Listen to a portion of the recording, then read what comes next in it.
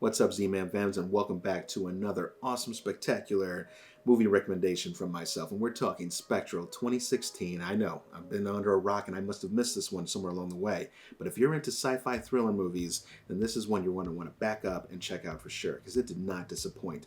Currently holding a 6.3 on IMDb and almost 50,000 reviews. This movie, like I said, was an amazing little adventure. It talks basically about this special ops group that goes in, and they're in some Kandahar, Lord knows where, place, battling insurgents and so forth. But there is this sci-fi-ish, kind of freakish entity that starts making its way onto the battlefield and is like wiping our special ops crew as well as the insurgents out almost instantaneously.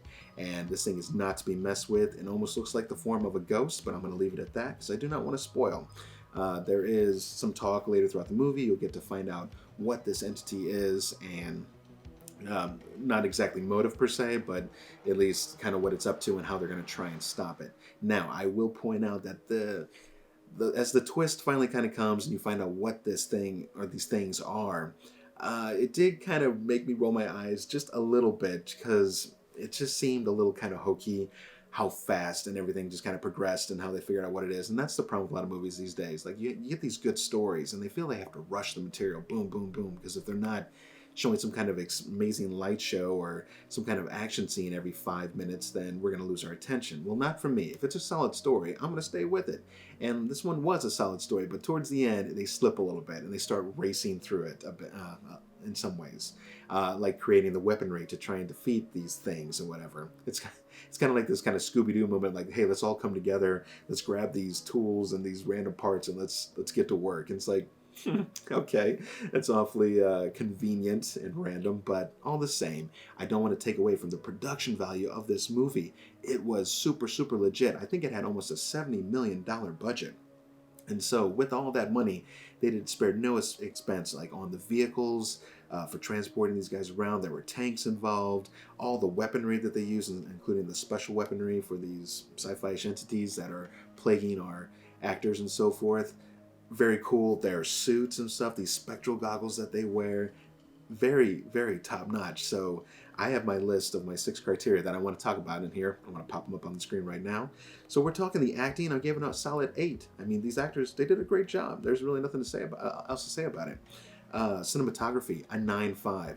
All of the areas that they used to show that kind of Middle East, and I think they're near Russia actually, but either way, it looked amazing. Very crisp, clean, dirty, gritty as it should for a war type zone with that sci-fi element involved. The special effects, I gave a solid 9. I mean, there was nothing that was really going on where I was like, those are awful effects. And I will admit the monster, a little different looking, but at least it was refreshing because I'd never seen a monster like that before. So I give him props. I gave him the 9. The twist overall, I give about a lower 6. And this is again out of 10.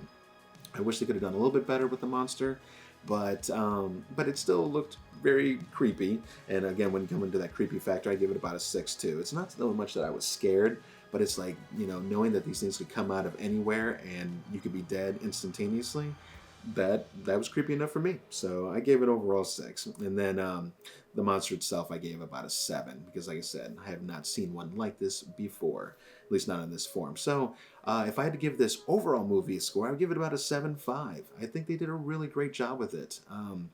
Again, I would watch it again, given the chance. And if you have Netflix, make sure to go back and check it out. If you don't have Netflix, I'm sure there's some other venues. Just go out there and search Spectral 2016, and I'm sure there's a chance you will find it somewhere. So, with all of that said, I hope you guys enjoyed this short little quick review recommendation for Spectral 2016. And make sure you come back out and like and subscribe if you haven't already. And quick note to self that my good buddy Adam Kurtz, who actually stars in our short series Dead Nightmare, is going to be coming out to do some videos here in the future. We're going to try and produce about 1 a week, and we're going to talk other movies and things like old 80s action films and comedies and just good times and just movies over the last couple of decades and what we liked, didn't like about them and so forth, and just start some conversations up. We may even do some live sessions and get you all involved. So if you're interested in that, like I said, make sure to subscribe so you know when we're coming live. And other than that, guys, I guess I will talk to you at the next review. See ya.